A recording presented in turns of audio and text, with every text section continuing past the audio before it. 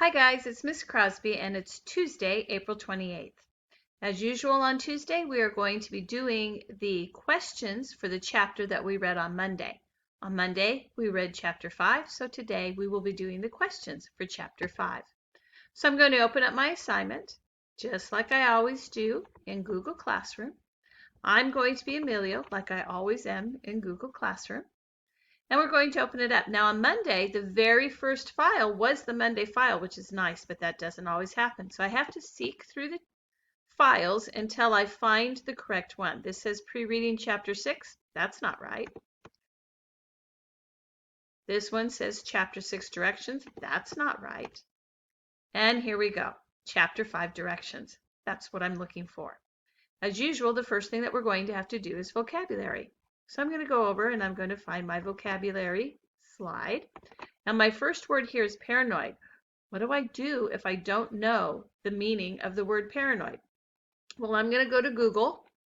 And in my Google, I typed in Webster definition of paranoid, because Webster is a very famous dictionary if you don't already know that. So I'm going to look down at what's the definition. And the first definition says, a psychosis characterized by systematized delusions of persecution or grandeur, usually without hallucinations. What? I didn't understand that at all. So I'm just going to give up. No. Good learners don't give up. I'm going to keep looking until I understand. So now I'm going to read the second one.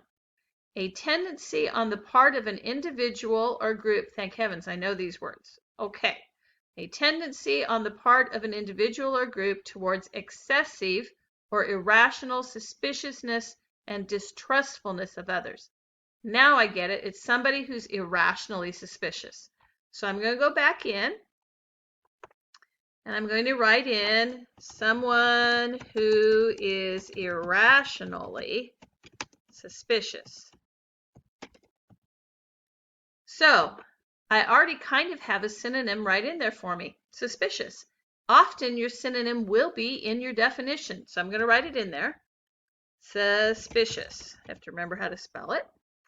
And then I know what suspicious means. It means I don't really trust you. So the opposite of suspicious must be trusting. And I'm done. You don't have to look it up every time if it's something you can figure out on your own. Now I'm going to create a sentence. The student was paranoid. Now notice I could have put in the word suspicious. So I'm still not sure about paranoid. I asked, would my antonym work in the sentence as well? So the student was paranoid or suspicious of the teacher. There we go. Now I go in and I do my picture. A lot of you have been struggling with pictures. It's not that hard. Let me show you again. You're going to go up here and you've got this little image guy right here. So I'm going to choose an image.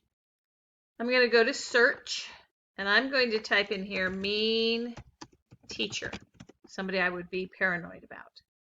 And let's see, I'm going to choose this picture because she's not going to be very nice to that student. I'm going to make it small and I'm going to put it up in the space. And now I'm done. I can move on. You're going to finish all of your vocabulary slides and then you'll go down to your chapter questions. We have 4 chapter questions to do for this chapter. The first one is, why was Ghost so embarrassed at school? The second one, explain what Ghost stole and why. The third one, what do you think of Mr. Charles' response to Ghost's actions? And the fourth one, why was Ghost afraid of Mr. Charles' storage room? You'll answer each one of those in a full sentence. You'll then go on to your next activity that's going to help you with comprehension. This one goes to 3 of the characters in the novel. So the first one is Principal Marshall, the second one is Coach Brody, and the third one is Mr. Charles. And you'll write down how each one of these men has been an influence or a help to Ghost. If you click on there, you'll see that there's a text box that already covers their head and all you have to do is write. So you can go ahead and write into each one of those heads a sentence or 2 or even bullet points about how you think each one of these men have helped Ghost. Then you'll go down to your activity. In this case, what you're going to be asked to do is fill in Ghost's backpack.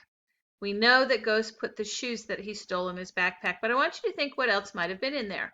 So you're going to choose 5 items that might be in Ghost's backpack. I'm going to use the same method that I did for the vocabulary. I'm going to go right here to images, and this time I'm going to go to my search, and I think I'm going to say that he would have a binder in his backpack. So I've got a red binder right here. I click on it twice. Ooh, see again, too big, so I'm going to make it smaller.